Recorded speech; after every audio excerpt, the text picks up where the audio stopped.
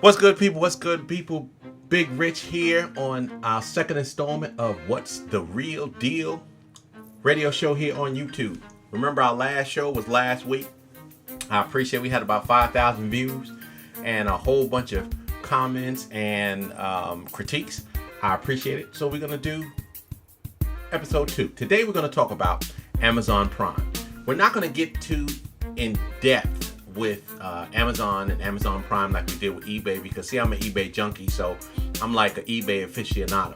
However, I just started using Amazon and then recently Amazon Prime, so we're going to go through some of the particulars about that, and hopefully with the foundation that I'm going to give you and your own research, because like I said, regardless of whatever I say, you should always research it, and you should always make sure that you have all of your bases covered, all of your options good to go.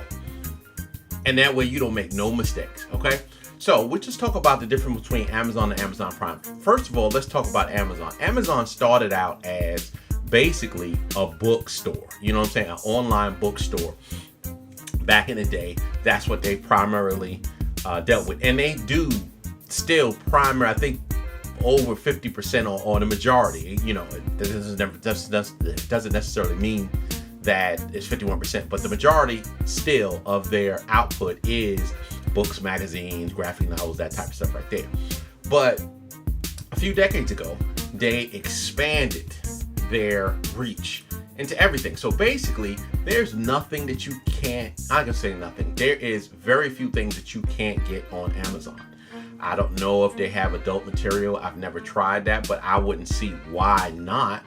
I don't know. So basically, it's one of the biggest e-businesses in the nation, and they are far reaching. Okay. So you go on Amazon.com, or if you have a smartphone, which most of us have, you can actually download the Amazon app.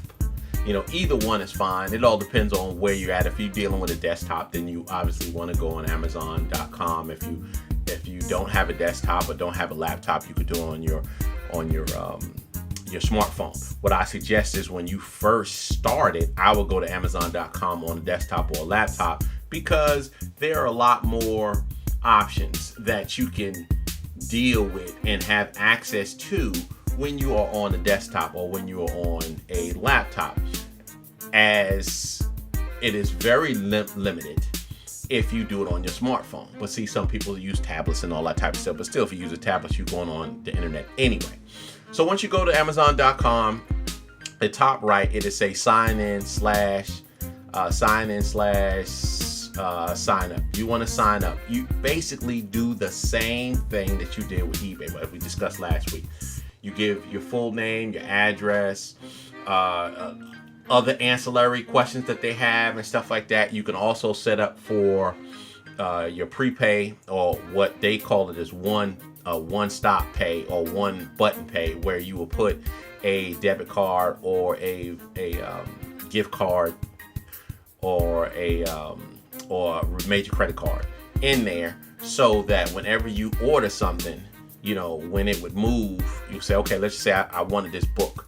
So I ordered this book. It'll move over to my shopping cart. And then on the right side of your screen, it would say about middle way down in a orange or gold, excuse me, box. It would say click to one pay or one button pay. You hit that, and then, you know, you're already good to go. So you want to make sure that you put in all the pertinent information, your correct address, your credit card numbers, all of that type of stuff in there. So you just have to deal with that in the beginning, set up your profile, and then you go shopping. And it's just like I said in eBay, you know, that search bar in the front and the top, that's it.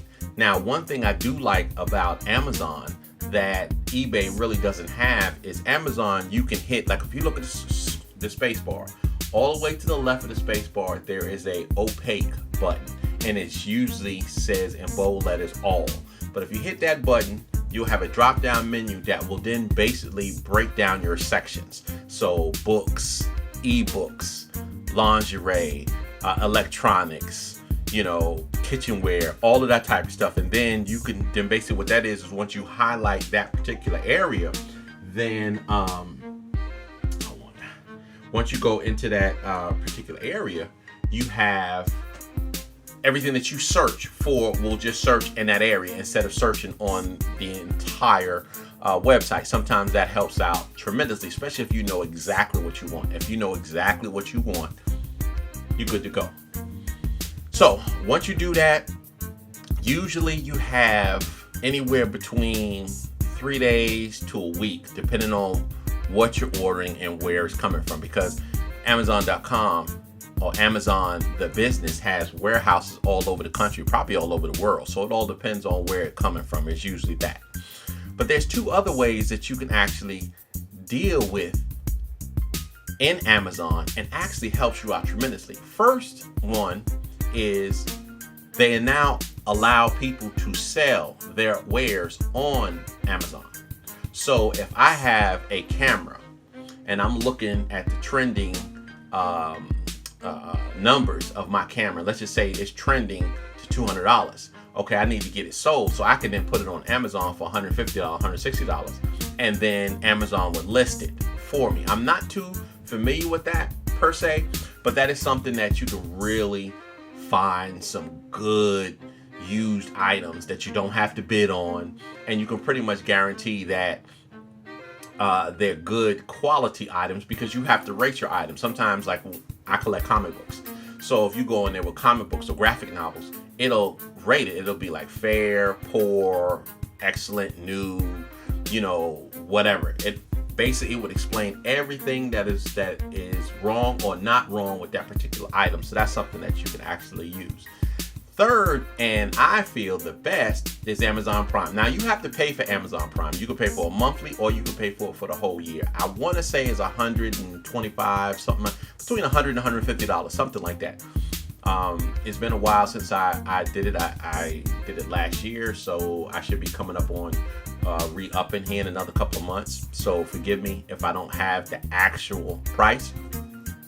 But Amazon Prime basically guarantees whatever you order will be at your desk or at your house or at your business the next day, the next business day. Now, obviously, if you order something on Saturday, you have to wait till Monday.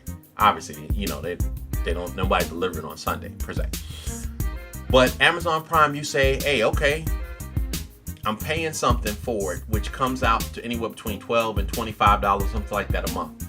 And I can guarantee that when I find something, I don't have to wait. That's probably the worst thing about eBay. And I know this is about Amazon and Amazon Prime, but I'm trying to merge the two and compare the two. That is probably the worst thing about eBay, is that most of the things are coming from California, and most of the time it's anywhere between 5 days and 8 days, depending on when the person that you either buy it now or win the bid actually ships it out.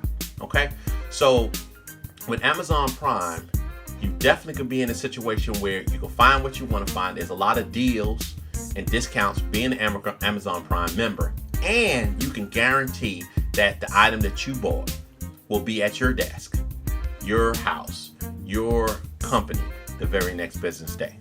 So I jammed that into a quick 10-12 minute show here, because I really need to do more information, but some more research. But a lot of people asked me about it, and I just started using it. So I was like, you know what, I'll do a quick 10-12 minute show to basically break down the basics. And then as I continue to use it, I will expand it, and we'll do a 45 minute to an hour show on it at a later day. So what we're going to talk about next week on our next episode is going to be Netflix. We're going to go with the pros and cons. We're going to go with the availability. We're going to go with why or why not you should use and subscribe to Netflix. So until then, stay safe, stay blessed, peace, and I'm out.